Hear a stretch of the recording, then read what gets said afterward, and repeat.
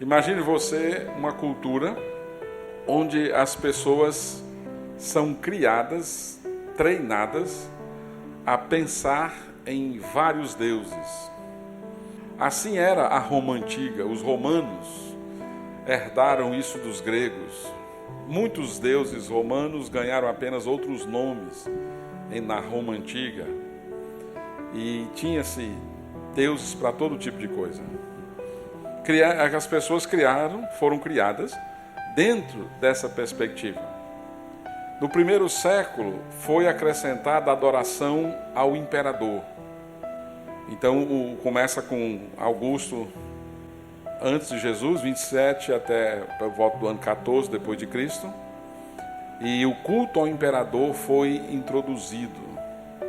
Inclusive o imperador, se tivesse uma cerimônia, aprovação do Senado, tornaria-se uma divindade.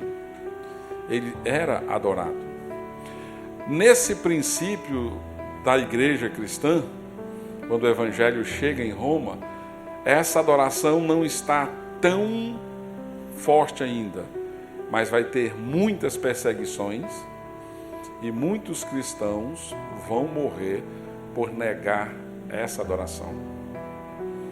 Existiu um homem chamado Policarpo, já idoso e pregador do evangelho. Ele foi então jogado numa fogueira. E o motivo? Ele não quis adorar o imperador. Ele disse: como é que eu vou fazer? Eu vou negar quem me fez bem a vida toda. E alguém disse: nega Jesus Cristo e você vai ser liberto. Ele preferiu ser queimado do que adorar o imperador. Então essas pessoas foram criadas nesse contexto. Alguns judeus tinham outra formação, foram treinados numa religião monoteísta, mas estavam em Roma. Aconteceu que no Pentecostes, 50 dias depois da Páscoa, muitos judeus que moravam em Roma desceram até Jerusalém para a festa. Eles se interessavam por isso. E chegando lá, aconteceu algo extraordinário. Pedro pregou e tinha gente de vários lugares que falavam vários idiomas. E 9 horas da manhã, a pregação de Pedro, e alguém disse: espera aí, esse pessoal embriagado, essa hora do dia, o que está acontecendo? Pedro pregava na sua língua e as pessoas entendiam no seu idioma. E diz a narrativa de Lucas que muita gente passou a crer no Senhor Jesus naquele dia. Terminou a festa, voltaram para suas casas. Muitos que moravam em Roma aceitaram o evangelho e começaram a fazer reuniões nas suas casas em Roma. Pregavam o evangelho uns para os outros, e muitos judeus e romanos se converteram. Pedro visitou essa igreja, Paulo visitou essa igreja, e Marcos escreveu o evangelho para essa igreja. Então muita gente tinha abandonado todos os seus ídolos, inclusive a adoração ao imperador. E essas pessoas poderiam estar se perguntando: e o que eu tenho agora que eu estou seguindo a Cristo? O que eu tenho, já que estou seguindo Jesus? Aí Marcos organiza nesse capítulo 5 do evangelho dele, 3 milagres, no capítulo 5, para mostrar que aquele que abandona tudo para seguir Jesus encontra poder e compaixão. Com isso, Marcos estava dizendo: olha, vocês não serão abandonados. Se vocês abandonarem os seus ídolos, a sua vida de idolatria, e colocar a sua confiança exclusivamente em Jesus, você encontra poder e você encontra compaixão em Jesus. Coisa que nenhum Deus dos romanos, nem o imperador, poderia dar àquelas pessoas. Ele quer encorajá-los a continuarem seguindo a pessoa de Jesus. E ele seleciona 3 milagres de Jesus para mostrar a essas pessoas que estão seguindo a Jesus, assim como você, que em Cristo vocês podem contar com o poder de Deus, vocês podem contar com a compaixão do Senhor. Jesus Cristo se identifica, se interessa por nossas questões e o poder dele está disponível. No texto anterior, na semana passada, os discípulos perguntaram para Jesus: Mestre, não se te dá que pereçamos? Não te importas conosco? E Marcos mostrou que Jesus se interessa. E ele registrou mais 3 milagres para mostrar que Jesus se interessa por aqueles que seguem a Ele. O primeiro milagre mostra que Jesus se interessa por pessoas marcadas pelas forças do mal. Pessoas que foram influenciadas de uma forma tão intensa que tiveram marcas físicas, mas também emocionais, mas que foram transformadas pelo poder de Jesus. O primeiro milagre, vamos ler essa história. É um pouco longa a narrativa, mas vai ajudar no nosso entendimento. Diz assim: Jesus e os discípulos chegaram a outra margem do mar, a terra dos Gerazenos. Ao desembarcar, logo um homem possuído de espírito imundo veio dos túmulos ao encontro de Jesus. Esse homem vivia nos túmulos e ninguém podia prendê-lo, nem mesmo concorrentes. Eu estou lendo Marcos 5, verso 4 agora. Porque, tendo sido muitas vezes preso com correntes e cadeias, as cadeias foram quebradas por ele e as correntes foram despedaçadas. E ninguém conseguia dominá-lo. Andava sempre, de noite e de dia, gritando por entre os túmulos e pelos montes, ferindo-se com pedras. Quando de longe viu Jesus, correu e prostrou-se diante dele, gritando em alta voz: O que você quer comigo, Jesus, Filho do Deus Altíssimo? Por Deus, peço que ele não me atormente.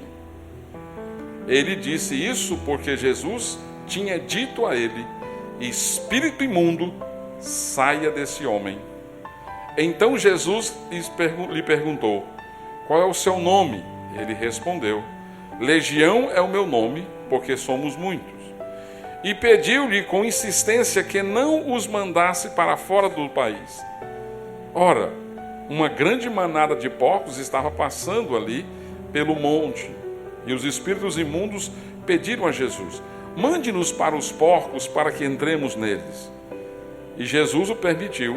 Então, saindo os espíritos imundos, entraram nos porcos, e a manada, que era cerca de 2.000, precipitou-se despenhadeira abaixo para dentro do mar, onde se afogaram. Os que tratavam dos porcos fugiram e foram anunciá-lo na cidade e pelos campos. Então o povo saiu para ver o que tinha acontecido. Aproximando-se de Jesus, viram o endemoniado, o que antes estava dominado pela legião, assentado, vestido, em perfeito juízo, e temeram. Os que haviam presenciado os fatos contaram-lhes o que tinha acontecido ao endemoniado e também falaram a respeito dos porcos. E começaram a pedir com insistência que Jesus se retirasse da terra deles. Quando Jesus estava entrando no barco, aquele que antes estava possuído pelos demônios pediu com insistência que Jesus o deixasse ficar com ele. Jesus, porém, não o permitiu. Ao contrário, ordenou-lhe: Vá para a sua casa, para os seus parentes, e conte-lhes tudo o que o Senhor fez por você e como teve compaixão de você.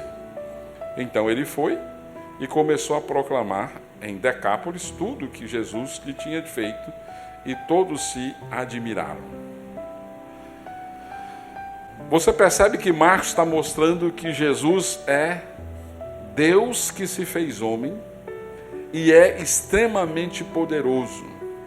No texto anterior, ele deu ordem ao mar e ao vento, e estes obedeceram plenamente à pessoa de Jesus. Agora, Jesus está lidando com a fúria de um homem possesso. Marcos sai de um mar agitado para um homem agitado. O mar estava incontrolável. Este homem também era incontrolável, mas Jesus os subjugou pelo seu poder, por sua autoridade. Você percebe que era noite, depois de uma grande tempestade que os discípulos enfrentaram juntos com Jesus. E agora eles estão num lugar deserto, na verdade, num cemitério. Um lugar sombrio. Desse lugar sombrio sai um homem possesso, nu, ferindo-se com pedras, aparentemente sem nenhuma esperança. E a gente percebe que aquela viagem de Jesus, que chega até na cidade dos Gadarenos, foi proposital. Jesus foi até aquela terra gentílica, depois de um dia cansativo de trabalho, depois de enfrentar uma tempestade, para salvar um homem possesso por uma legião de demônios. Essa atitude de buscar o perdido revela o amor de Jesus, a forma como ele é diligente em se sacrificar em prol de alcançar o homem pecador. Será que eu e você atravessaríamos um lago, enfrentaríamos uma tempestade para pregar o evangelho para um homem endemoniado, um homem possesso? Jesus faz. Jesus, Deus que se tornou homem, ele tem compaixão das pessoas que são oprimidas pelas forças do mal. Satanás certamente roubou tudo de precioso que aquele homem tinha. Sua família, a sua liberdade, a sua saúde física e mental, a dignidade que ele tinha, a decência e a paz. Havia dentro dele, conforme o texto diz, no versículo 9, uma legião de demônios. Diz que uma legião era uma corporação de 6.000 soldados romanos. Era um exército forte, um exército de invasão, que causava medo por sua competência. Havia vários especialistas, flecheiros, combatentes, incendiários, gente que lutava com espada. Por onde uma legião passava, deixava um rastro de destruição e morte. E esse homem diz, nós somos muito, uma legião.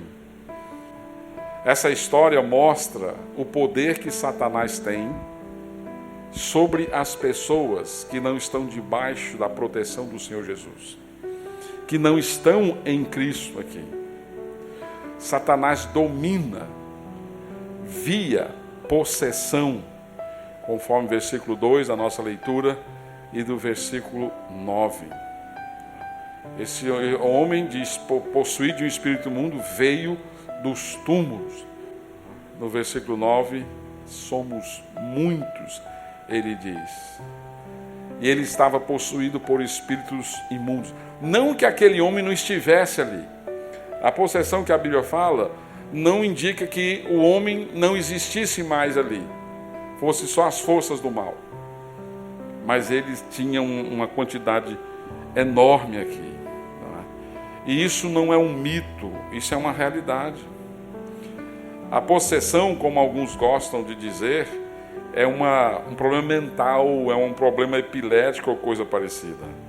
Você percebe algumas características nesse homem que mostram realmente o que a possessão demoníaca pode fazer, né?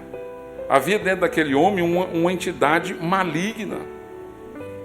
Ou seja, esse homem não estava no controle pleno de si mesmo. Você percebe que ele tem manifestação de uma força extraordinária.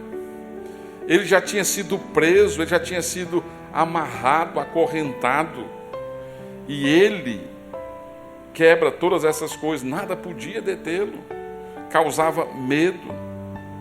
Frequentes acessos de ira. Os endemoniados ficam furiosos. Ninguém podia passar por aquele caminho, conforme diz Mateus, narrando esse mesmo texto, capítulo 8, versículo 28. Perde o amor próprio. Esse homem andava nu e ferindo-se com pedras.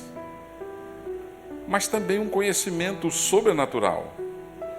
Você percebe que ele sabia quem era Jesus? Ele sabia que Jesus era Filho do Altíssimo. Os demônios creem na divindade de Jesus.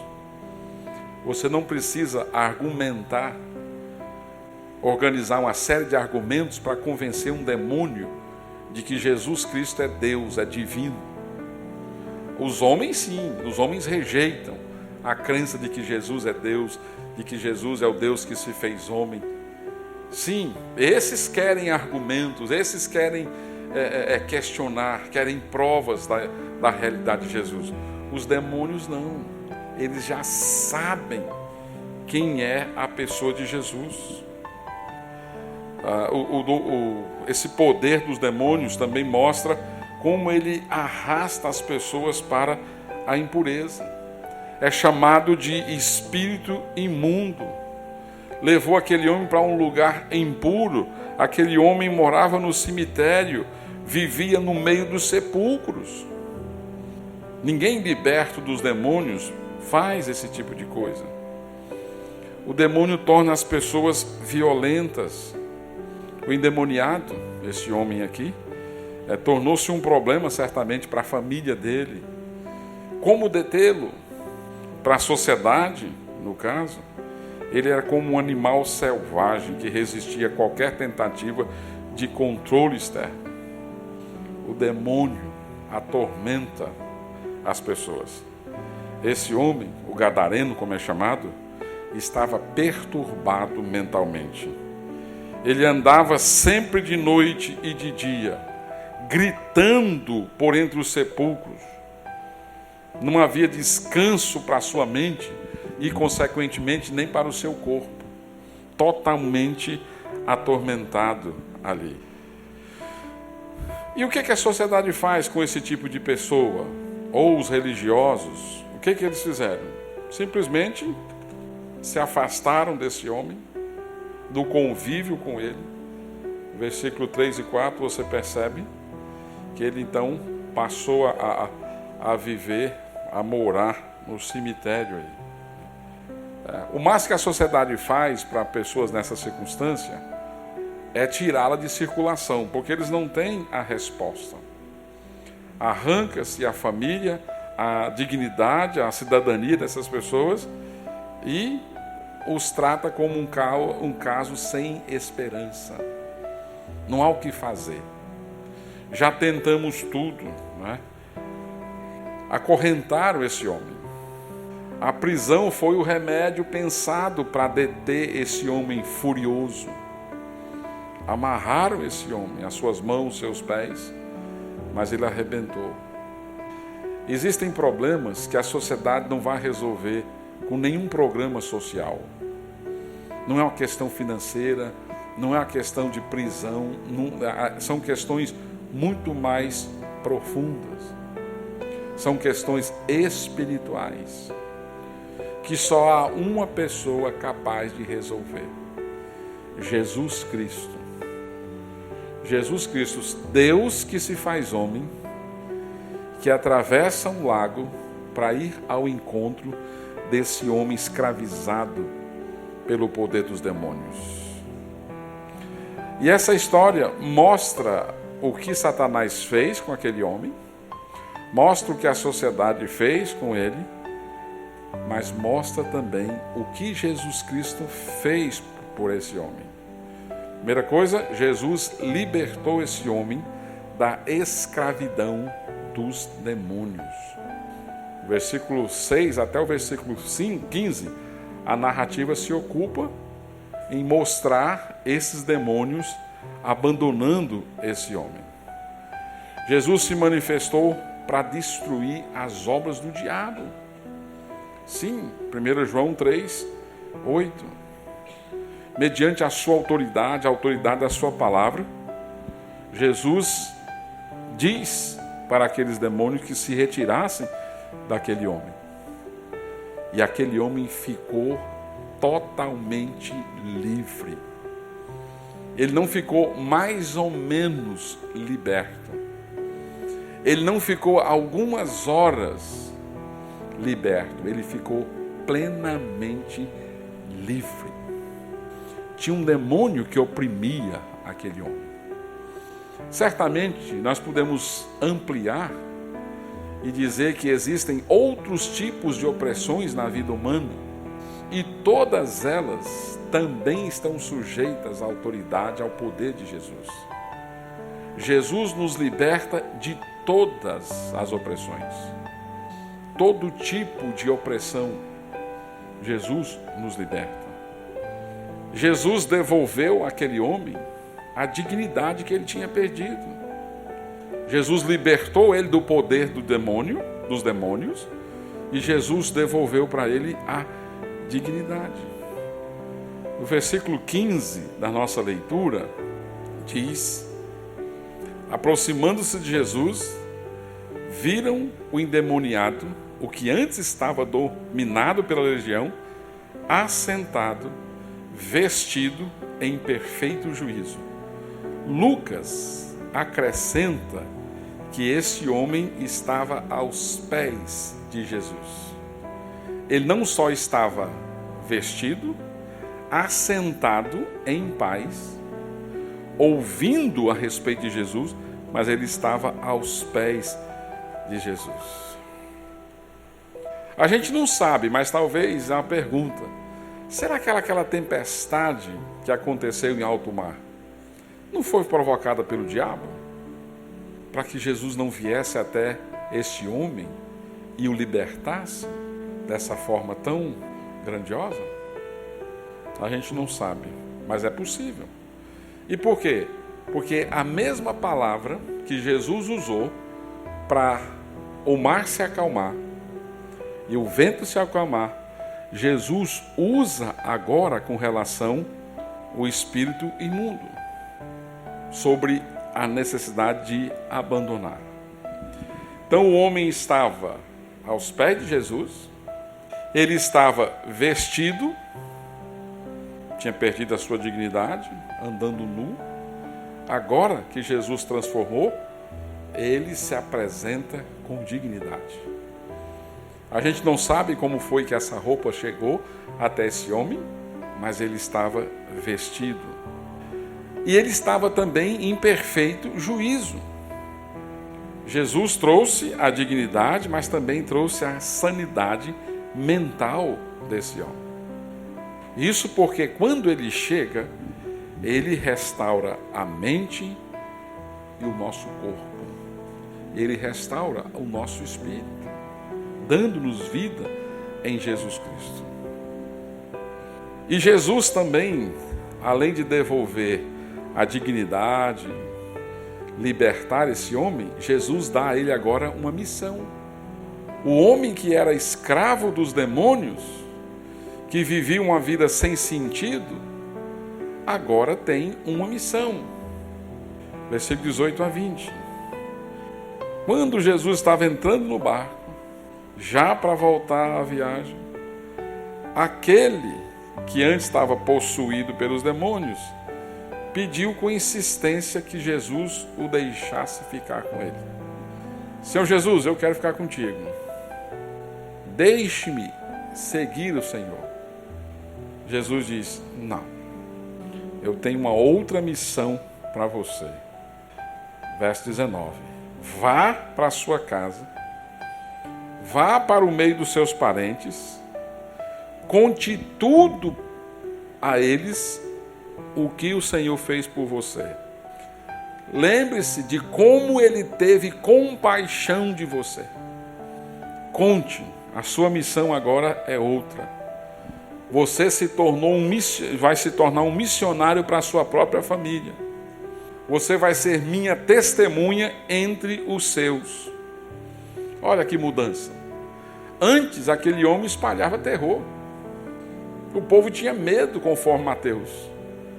Você encontrar um camarada daquele numa rua, você se deparar com aquele homem, era um terror. E agora que ele foi transformado, ele anuncia as boas novas. Ele revela que Jesus é a boa notícia, aquele que traz libertação. E sabe por onde deve começar esse trabalho missionário? Na sua própria parentela. Às vezes, a gente quer começar o evangelismo fora da nossa parentela, porque a gente, às vezes, não é ouvido, as pessoas ainda não viram uma transformação. Mas Jesus com esse homem diz: olha, volta para a sua família. Eu quero te usar entre os seus parentes. Esse homem encontra poder e encontra compaixão de Jesus. Não sei se você percebeu na nossa leitura que pelo menos 3 pedidos foram feitos aqui. 2 foram atendidos e 1 não. O primeiro pedido que a gente observou aqui foi um pedido feito pelos demônios. No versículo 10, os demônios disseram: olha, pediu com insistência que não os mandasse para fora do país. Ora, tinha uma grande manada de porcos passando por ali, no versículo 12, e os espíritos imundos pediram a Jesus: mande-nos para os porcos, para que entremos nele. Jesus atendeu o pedido dos demônios, permitiu que eles entrassem naquelas manadas de porcos. Agora, as pessoas não creem no diabo, nem nos seus demônios, mas você percebe o quanto ele valoriza o ser humano. Tanto faz estar numa pessoa, como estar numa manada de porcos. Ele não fez diferença aqui. Tanto faz. Ele não veio para salvar, de fato ele veio para destruir. Paulo diz que o Deus desse século cega o entendimento das pessoas a respeito do Evangelho. Mas por que ele faz isso? Para que as pessoas não enxerguem a glória do Evangelho, se arrependam e creiam que Jesus Cristo é o Salvador. As pessoas ficam cegas. O diabo faz isso, porque ele quer, de alguma maneira, impedir que as pessoas cheguem ao conhecimento de Jesus. Esses demônios, eles não queriam ser atormentados, não queriam ser enviados pelo abismo, nem para fora do país. Mas Jesus permitiu que eles entrassem numa manada de porcos aí. E essa manada de porcos, essa manada se precipitou ao mar. Imagina o prejuízo, que foi dado aqui. E essa cidade não era uma cidade de judeus, porque geralmente não tinha criação de porcos na cidade dos judeus aqui. Agora, por que Jesus atendeu o pedido desses demônios? Para mostrar o potencial destruidor que agia naquele homem. Para mostrar o poder do mal que estava agindo naquela pessoa. Aquele homem não estava fingindo. O problema dele não era mental. Não era um problema mental. O poder que estava agindo dentro daquele homem era capaz de matar 2.000 porcos. O poder escravizador do demônio é tremendo. Só não é maior do que o poder de Jesus. O poder de Jesus é muito maior. Mas também para revelar àquele homem que o poder que o oprimia tinha sido vencido. Para mostrar para aquele homem que havia sido escravizado, sabe lá por quanto tempo, que aquele poder já não existia mais sobre a vida dele. Aquele poder tinha sido vencido. A Bíblia diz que se o Filho vos libertar, verdadeiramente sereis livre. Jesus libertou. Também para mostrar, não só aquele homem, mas para a população da cidade de Gadara, que passa para Satanás, um porco tem o mesmo valor do que um ser humano.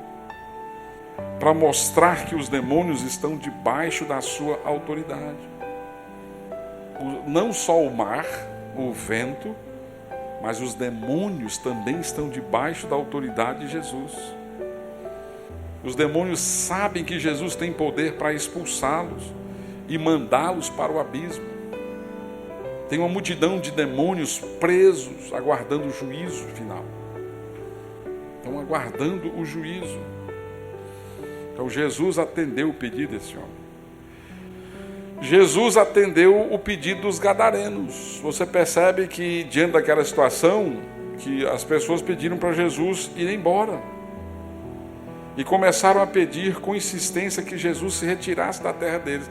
Senhor, o Senhor já trouxe muitos problemas. E Jesus atendeu. Jesus foi embora. Lucas 8,37 diz assim, todo o povo da circunvizinhança dos Gerazenos rogou-lhes que se retirasse deles, pois estavam possuídos de grande medo. E Jesus, tomando de novo o barco, voltou. Pediram para Jesus ir embora. Atenderam. Jesus atendeu o pedido do gadareno, aliás, dos demônios e dos gadarenos. Mas Jesus não atendeu o pedido do homem liberto, do ex-endemoniado. Ele pediu para estar com Jesus, talvez por gratidão ou por sede. Eu quero aprender, eu quero estar junto, quero conhecer mais desse que me libertou. Mas Jesus não permite. Atendeu a petição dos demônios, atendeu a petição dos incrédulos, mas rejeitou a petição de um homem salvo, liberto. Por quê? Talvez porque a família precisa ser o nosso primeiro campo missionário. Você que é crente, você tem familiares que não conhecem Jesus, a sua família é o seu campo, primeiro campo missionário.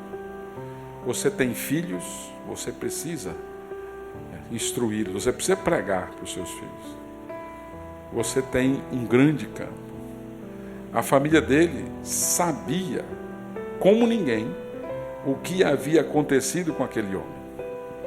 E agora eles vão ter a oportunidade de ver em primeira mão a transformação profunda que aconteceu naquele homem.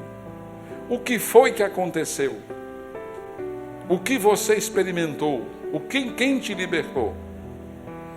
E o texto vai mostrar, versículo 20, que ele foi e começou a proclamar, não só na sua casa, mas na região chamada Decápolis, 10 cidades naquele aglomerado fazia parte ali. Ele começou a pregar para aquelas pessoas todas ali da religião.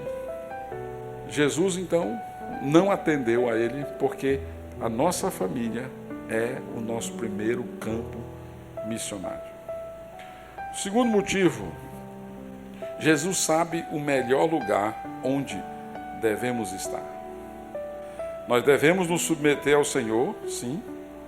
Ele sabe o que é melhor. E naquele caso, Jesus sabia que para aquele homem o melhor lugar é entre a sua família. E nós temos aqui talvez o primeiro missionário para os gentios. A gente chama Paulo do missionário dos gentios, que só vai aparecer no livro de Atos 9 com a conversão. Mas aqui a gente tem o primeiro homem que foi enviado por Jesus para ser um missionário entre os gentios. Jesus tem compaixão por pessoas marcadas pela força do mal. Esse homem, escravizado pelos demônios, Jesus, usando o seu poder, o libertou. Aqueles novos discípulos, vivendo em Roma, ouviram essa história e se maravilharam. Então, Jesus tem compaixão das pessoas que sofrem, eu sou uma dessas, e Jesus tem poder para me libertar daquilo que me oprime, para libertar-me daquilo que me oprime. Jesus tem poder. As pessoas que querem seguir Jesus precisam saber, vocês vão ter lutas, vocês vão ter desafios, mas vocês podem contar com o poder e a compaixão de Jesus. O escritor aos Hebreus, no capítulo 4, ele diz que nós temos um sumo sacerdote que se identifica conosco. Jesus, Deus e homem. Como homem, ele sabe das nossas limitações. Ele sabe das nossas dores. E ele se identifica conosco. Ele não só compreende aquilo que nós enfrentamos, como ele manifesta poder para nos auxiliar na nossa caminhada. Não vou falar sobre os 3 milagres hoje, porque eu acabei me prendendo muito nesse primeiro aqui. Mas eu quero fazer algumas observações. Primeiro, não tenha medo dos demônios. Não tenha medo do diabo e os seus demônios. Com medo? Epa, não tenha medo. Jesus, Deus que se fez homem, salvou você e colocou você debaixo das mãos dele. Para o diabo destruir você, que está em Cristo e não no pecado, ele vai ter que destruir as mãos de Jesus. E ele não pode fazer isso. João, escrevendo provavelmente à igreja de Éfeso, ele diz, olha, falando sobre os falsos mestres que se apostataram da fé, entidades e demônios, pregando um outro evangelho, João diz, olha, muito maior é o Espírito que está em vocês do que aquele que está no mundo. Muito maior é o poder de Jesus que está em vocês do que aquele que está no mundo. Em Cristo você é mais do que vencedor. As obras das trevas não têm poder sobre você. Não tem autoridade sobre você. Não fará absolutamente nada, a não ser, conforme a história de Jó, Deus permita. Mas, em primeira mão, você não deve, não pode temer ao diabo. Você está em Cristo. Você não quer nada com ele, assim como eu não quero, evidentemente. Mas ele não tem poder sobre mim. Amém? Se você está em Cristo, você é uma nova criatura e o poder que reina sobre você é outro. Ah, mas eu não creio em Cristo. Deus está te dando uma oportunidade de você repensar isso. Deus está te dando uma oportunidade de você se colocar debaixo do poder dele, da autoridade dele.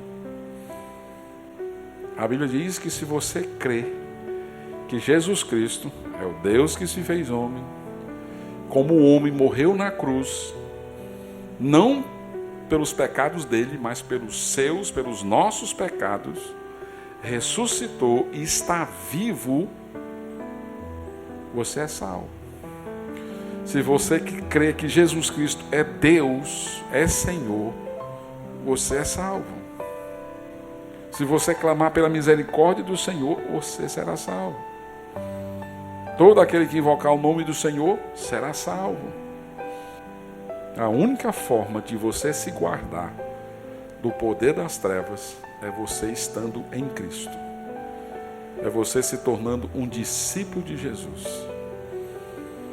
Que tal você dizer para Jesus: Senhor Jesus, eu me arrependo da minha vida de incrédulo, de não crer no Senhor. E eu creio que Tu és Deus que se fez homem, que morreu na cruz no meu lugar para salvar os meus pecados e está vivo. Tem misericórdia de mim, Senhor. Você será salvo. Você começa uma nova vida com Jesus. Talvez você não tenha demônios agindo de uma forma que você está andando nu pelas ruas, que você fica gritando de noite e dia. Talvez você não esteja morando no cemitério. Talvez você não esteja quebrando correntes, cadeias. Talvez as pessoas não estejam com medo de você. Mas você não está entendendo o Evangelho. E sabe por quê? Porque o Deus desse século cegou o seu entendimento, para que você não enxergue a glória do Evangelho, para que você seja impedido de entender a grandeza do Evangelho de Jesus e abraçar a salvação que há em Cristo.